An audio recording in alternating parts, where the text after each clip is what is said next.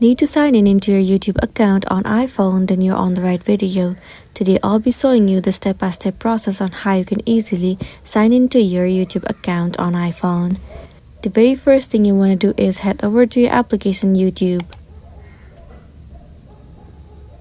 Once you're in this page, click on You at the bottom right corner of the screen. If you haven't logged in into your account, click on Account at the very top left corner.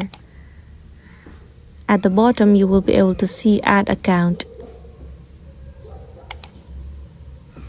Click on Continue.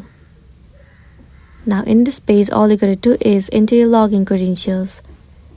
First of all, enter the email address or the phone number, and then enter the password associated with your account. After that, click on Confirm and Continue. If the login credentials are correct, then you will be signed in into a YouTube account, and then you'll be good to go. So this is simply how you can sign in into your YouTube account on iPhone. If this video helped you, give it a like and check out our next tutorial. Thank you.